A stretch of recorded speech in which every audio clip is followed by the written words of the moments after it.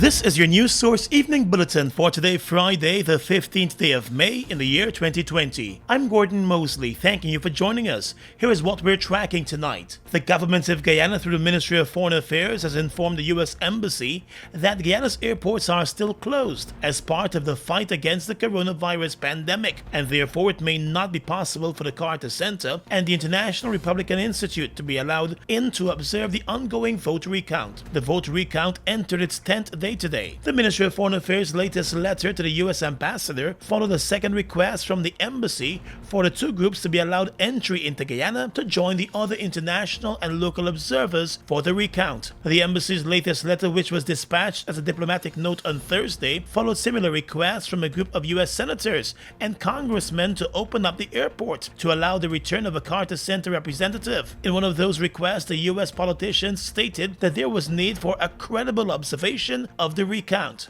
Foreign Affairs Minister Dr. Karen Cummings, in the letter which was dispatched today, stated that CARICOM remains the most legitimate interlocutors in the Guyana situation, and the government is confident of the legitimacy, credibility, and competence of the CARICOM team to perform its task. The government of Guyana told the ambassador that it is requesting that its legitimate decisions with respect to the role of CARICOM in the recount of ballots and the emergency measures it has implemented to protect its citizens from COVID-19 be respected. The vote recount is being scrutinized by a high-level CARICOM team and is being observed by the OAS, the EU, and a number of local organizations and groups, including the American, British, and Canadian diplomatic missions in Guyana. During an appearance on the Jumpstart radio show this morning, U.S. Ambassador Sarah Ann Lynch defended her push for the Carter Center and IRI to be allowed back into Guyana to observe the vote recount. We are very interested in getting the Carter Center and IRI back here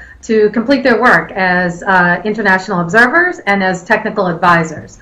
And they've been invited in, Gordon, by GCOM, by the chairwoman herself, and they didn't get to complete their work because, of course, the election is still ongoing. So they're still accredited, and they would very much like to come back in. And frankly, we think it's a good idea to have a more robust international observation effort. It's just terrific that the CARICOM scrutineers are here, as well as a couple of folks from the OAS. But if you add up those numbers, it's only 5, and there are 10 counting stations. And I understand they may even add more counting stations because the process has been moving a bit slowly. So there really aren't even enough international observers for each counting station. So it would be wonderful if possible, if a couple more observers could come back. The ambassador said there is a need for a more robust observation of the recount process. I think a more robust effort would give the citizens confidence that the recount is transparent, and so when it comes to conclusion, that it can be deemed free, fair, and credible. But in the absence of their return, would you agree that the recount process can still be deemed free, fair, and credible once it's completed under the eyes of CARICOM and under the eyes of the OAS and under the eyes of those other observers who are here? I don't think there are enough people to have as robust an effort as we had for the original on election day, for example. So our position is that it would be better to have that more robust effort. While the Carter Center is an accredited observer for the elections, the IRI group is not, and its role in the Guyana elections related to technical advice on voter and civic education in the lead up to the 2nd of March elections. More news coming up in a moment. We all want to stay in touch, right? Now, even more than ever before. So to keep your connection strong, GTT is going 2 for 2. Combine GTT mobile and home internet services and we'll give you 2 gigs of free mobile data each month. With 2 GTT services, you're fully connected at home and on the go. Visit us online at gtt.co.gy/2for2 to learn more and start doing more with 2 for 2 from GTT. Stay safe, stay strong, Guyana. We're in this together.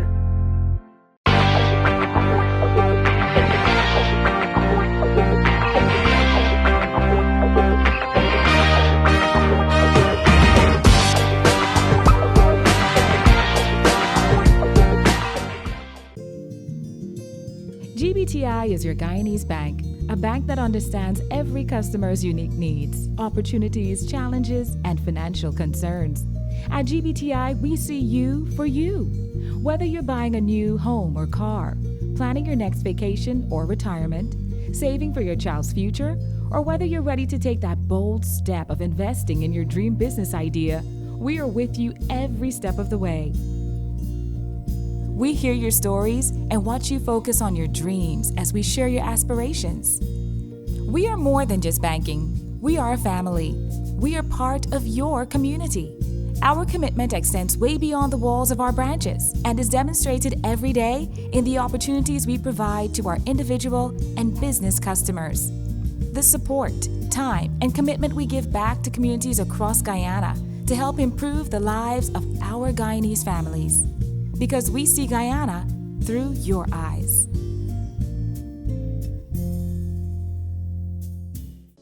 Parents and guardians, you are encouraged to tune in to the Guyana Learning Channel, Cable 29 or Channel 42 for daily educational and interactive learning sessions. The nursery program airs from 6 hours to 9 hours. Primary programs from 9 hours to 12 noon. We also air informative documentaries from 12 noon to 13 hours, and our secondary level programs are aired from 13 hours to 15 hours. Please continue to listen to our radio broadcasts. The interactive radio instruction for grades 1 to 3 daily on Voice of Guyana from 9 hours 30 to 10 hours for grade 1 pupils, from 10 hours 30 to 11 hours for grade 2s, and 13 hours to 13 hours 30 for grade 3 pupils. Please remember to tune in to benefit from these educational opportunities. A message from the Ministry of Education.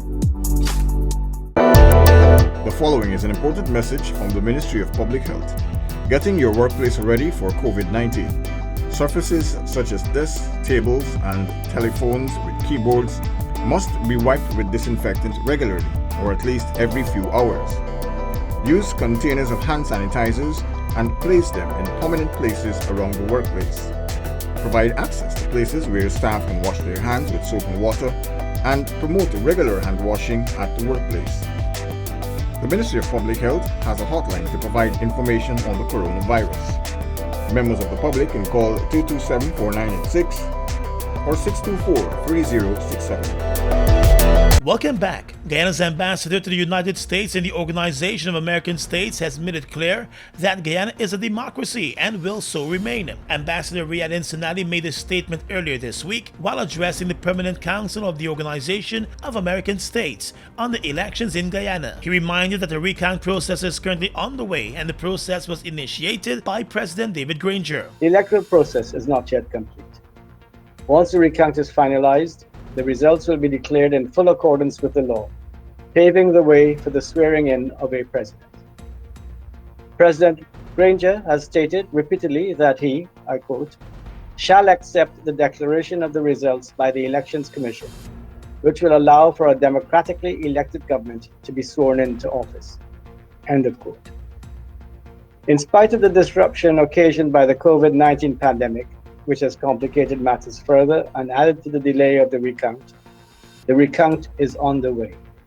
It is expected to produce, in a transparent manner, credible and final results, consistent with the votes of the Guyanese electorate. Ambassador Cincinnati told the OAS Permanent Council that the elections were conducted in a free and fair manner and that issues popped up during the presentation of results. He said the government of Guyana and the President of Guyana have ensured they did not interfere in the work of the Independent Guyana Elections Commission. The electoral process is managed by the Guyana Elections Commission, GECOM, an independent body constitutionally charged to conduct and supervise the elections. The executive branch of government has never tried to influence, interfere with, or instruct GECOM.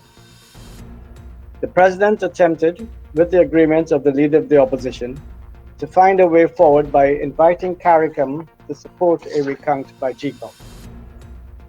At all times, the executive branch GCOM, and indeed all stakeholders have been respectful of the rulings of the courts. The OAS Election Observer Group recently presented a report on the Guyana elections to the OAS Permanent Council. The head of the OAS Observer Group, former Jamaican Prime Minister Bruce Golding, pointed to fraud taking place in the electoral process for Region 4. With a vote recount on the way, the APNU-AFC coalition has dismissed Golding's report to the OAS as biased and has pointed to his close ties and friendship with the General Secretary of the PPP, Barra Jagdeo. APNU-AFC Executive Aubrey Norton. One of the positions is that an observer should be impartial. An observer really should have no links to the contestants in the election. Golding, whose credibility has been in question in his own country, cannot be considered credible to observe an election. He compounds that with a personal relationship with the opposition leader. But are his numbers false? Are his numbers false? I don't know anything about his numbers. Anything that, listen to me, this is a man who wrote the US government to protect a drug dealer. But you have not examined his numbers. If I have examined his numbers, no. I start from the position that Bruce Golding lacks credibility and should be an observer for anything. I have no interest in paying attention to anything that comes out of Bruce Golding's mouth or what he writes. The recount of votes for the 2020 election goes into its 11th day on Saturday.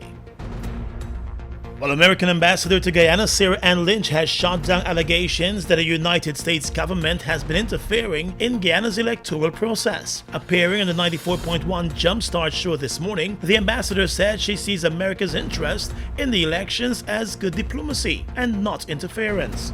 I call it good diplomacy. As you know, Gordon, because I know you always do your homework and your research, and all the statements that the U.S. government is making now in 2020 were nearly identical to those that we made in 2015.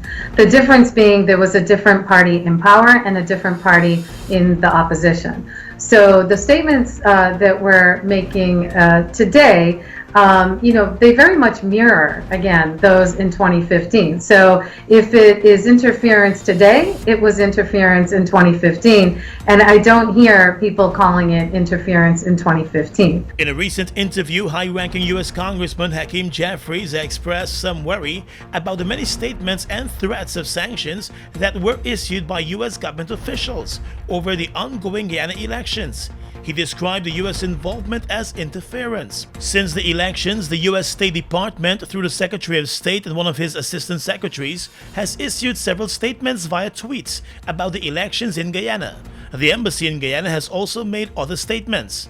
Ambassador Lynch said it appears as though the U.S. is in pretty good company when it comes to issuing statements on the elections and the political situation in this country, since many other countries have done the same. I think we're in pretty good company because all of the statements that we've made here in Georgetown, that the State Department has made with Assistant Secretary Kozak and Secretary Pompeo and the National Security Council, they're also very similar to statements that have been made by those international observer groups that were here en masse for the election, and that includes CARICOM, the Commonwealth, the OAS, and the EU. In addition, there have been a number of other countries besides the ABCEU that have made similar statements, and those would include France, Norway, India. And so everybody is calling for these elections to be free, fair, and credible. Questioned about whether she believes lobbying by U.S. lobbying firms may have influenced the flurry of statements from the U.S. government, the ambassador said lobbying appears to be a new business. And it is true that there are lobbyists in Washington that have been advocating for the interests of whoever hired them. That does seem to be a new business, and it is true that there are lobbyists in Washington advocating for interests of whoever hired them, and that's the case in Guyana as well. The important thing is that there's balance. If we meet with advocates for one party, we meet with advocates for another party. And I can tell you, for me, I have made it a personal goal whenever I have a conversation with folks that are representing the interests of one, I make sure I have a phone call or meeting with those representing the interests of another, so that I have the full breadth and depth of the issues that they want to present. And I've never said no to anybody that wants me to listen to their point of view. And I would say that's the same in Washington as well, that if people want to present their views, they are more than welcome to, and we listen to them. The People's Progressive Party back in 2019 announced its multi-million-dollar hiring of a U.S. lobbying firm in Washington. Based on public documents released by that lobbying firm, it has been in regular contact with the offices of many of the U.S. government officials who have been issuing statements on the elections in Guyana. Just recently, the governing APNU-AFC coalition hired a U.S. lobbying firm of its own in an effort to counteract some of the work done by the firm hired by the PPP. The ambassador would not say whether she has been lobbied by any of the firms, but said she has been in contact with various groups and political personalities in Guyana from all sides. She said the U.S. government does not have a preference for any particular party to win the elections, but its concerns center around ensuring democracy and democratic principles are observed. In our Health Watch this evening, the Public Health Ministry is expanding testing for the coronavirus in Guyana, as 3 new cases were recorded from 13 tests completed in the past 24 hours. The new cases came after 2 back-to-back days of no new cases. Deputy Chief Medical Officer Dr. Karen Gordon-Boyle revealed today that many of the persons tested positive for the coronavirus never showcased any sign or symptom for the disease. You should note that over 35% of our COVID-19 cases were actually asymptomatic, had no typical signs or symptoms such as fever, cough, shortness of breath, etc. So even if your temperature is normal, you have to continue to behave as if you have the virus. So you must continue to wear your mask, wash your hands frequently, maintain physical distancing, stay at home, and immediately report to the COVID hotline should any symptoms arise. With mobile testing units moving into a number of communities across the country, the Deputy Chief Medical Officer said more persons need to come forward and get tested. She expressed some worry about those in the mining communities. A special appeal is made to members of the mining community.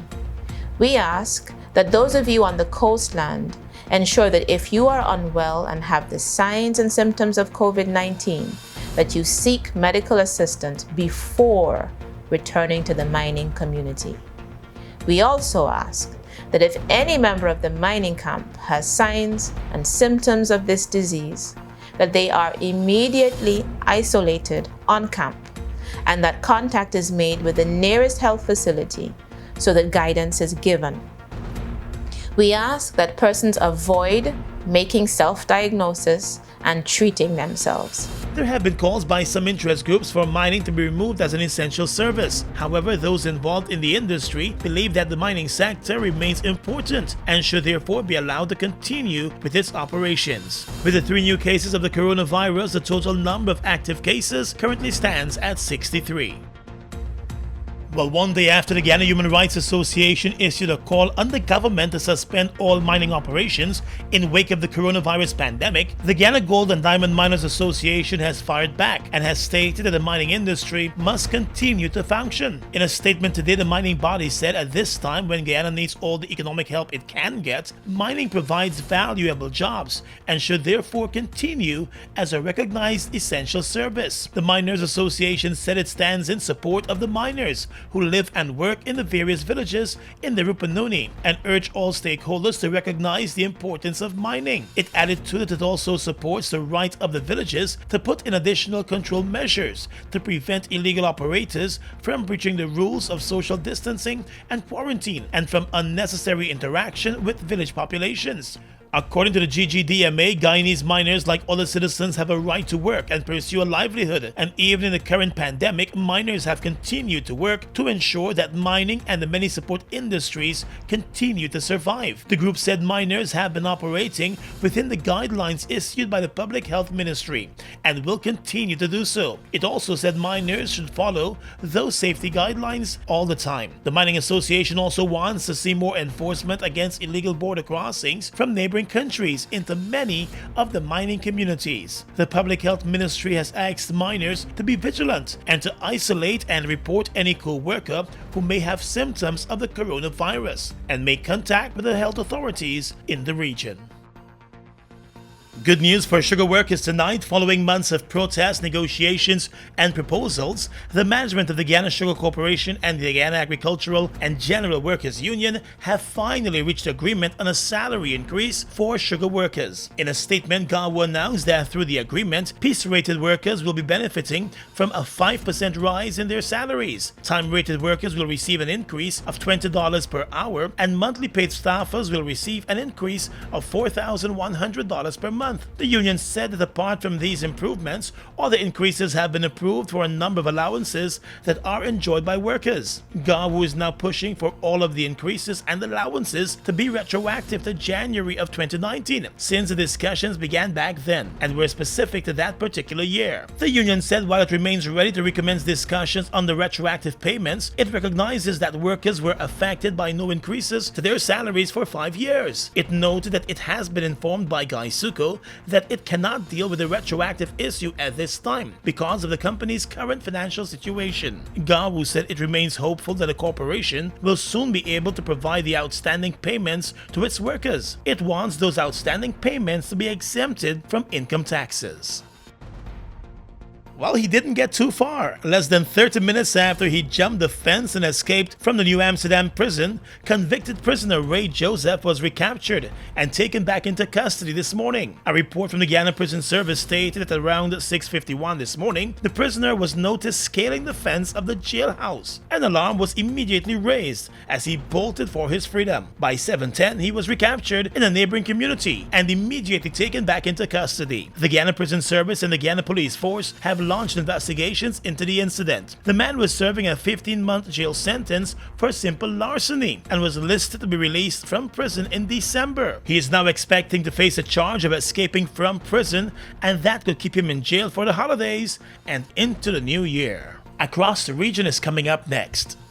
Wondering how you can access free learning materials for your children? Parents and guardians, please visit the Ministry of Education's website at www.education.gov.gy to access textbooks, past papers, and practice tests to keep your child engaged in continuous learning. When you have accessed the site, go to the Students tab, wait for a second, and choose the appropriate option. You now have access to the resources you need. You are encouraged to take advantage of this opportunity as we strive to provide the best education for the nation's children. A message from the Ministry of Education. They've made a positive impact on the heavy-duty transportation industry in Guyana since they've arrived. Guyanese are amazed at their power, durability, efficiency, and superior handling capabilities. These are brand new trucks, manufactured in partnership with German, Italian, and French companies. They have a powerful reputation for operating under very adverse Guyanese conditions and come with full after-sales service and spare parts. They're the most sought-after trucks today, with over 500 units in Guyana, and they're available in over 100 countries, including South America and the Caribbean. Be smart. Buy brand new ST Howo trucks today. Call 608-4998 and arrange for an inspection at ST Truck Guyana Incorporated, Block B, Public Road, Covenant, East Bank, Demerara.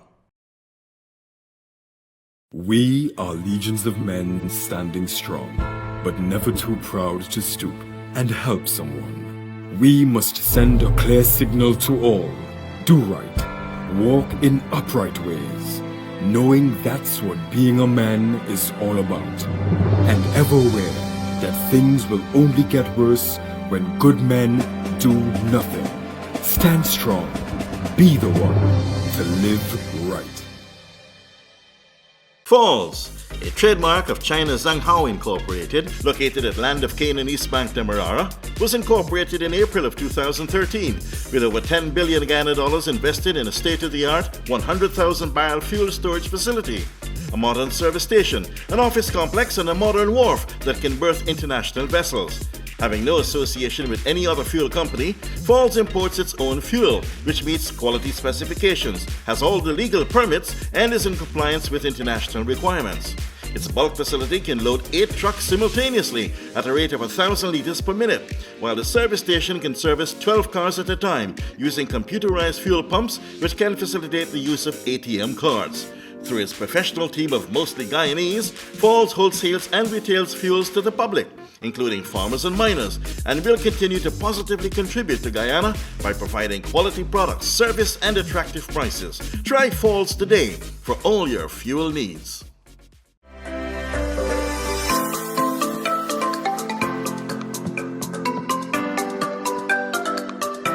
Hi Guyana, it's your boy Kimo Paul here. Remind you to stay at least 1 meter away from persons or 3 feet to avoid contracting the flu or the COVID-19. It is also important that we stay at home and to avoid gatherings of more than 5 persons. We must all play our part, so let's protect ourselves and our families from COVID-19. We must all play our part. The Ministry of Public Health cannot do this alone, so let's all come together and fight this virus. For further information, check our website www.health.gov.gy or visit the Ministry's Facebook, Instagram, YouTube, or Twitter page. Across the region right now, let's start in Barbados, where the government there said it considers the blacklisting of the country by the European Union over its regulatory regime to combat money laundering and terrorist financing to be both unjust and regrettable. The Barbadian government said it is therefore calling upon the EU, particularly the officials of the Directorate General for Fiscal Stability, Financial Services and Capital Markets, to engage in meaningful dialogue with Barbados and other nations which are in a similar position prior to October 2020, with a view to their removal from the blacklist. Recently, Barbados completed comprehensive reforms of the National Anti-Money Laundering Framework, including significant legislative and policy amendments, a process that had been ongoing since June of 2018. Jamaica's Prime Minister Andrew Holness has held discussions with Canada's Prime Minister Justin Trudeau and the Secretary General of the UN Antonio Guterres on the challenges of the novel coronavirus pandemic, particularly for developing countries. A brief statement from the Office of the Prime Minister of Canada said the leaders reaffirmed the importance of coordinated multilateral action in responding to the health emergency and socio-economic impacts of the crisis. The virus was first declared in China back in December and has so far been blamed for causing the death of more than 300,000 people and infecting 4.5 million others worldwide. Jamaica is the only CARICOM country to have so far recorded more than 500 cases of the coronavirus. It has also recorded 9 deaths. And finally tonight, international news. Brazil's health minister has resigned after less than a month on the job following disagreements over the government's handling of the country's escalating coronavirus crisis. The health minister Nelson Tish had criticized a decree issued by the president Jair Bolsonaro allowing gyms and beauty parlors to reopen. His predecessor was sacked after disagreeing with the president. The far-right president continues to oppose lockdown measures. He has downplayed the virus as a little flu and has said the spread of the coronavirus is inevitable, attracting global criticism. Brazil has recently surged past Germany and France in terms of its coronavirus caseload, becoming one of the world's hotspots with more than 200,000 cases. The latest daily figures on Thursday showed 844 new deaths recorded, bringing the total death toll in Brazil just shy of 14,000. And that's your News Source Evening Bulletin for tonight. I'm Gordon Mosley reporting.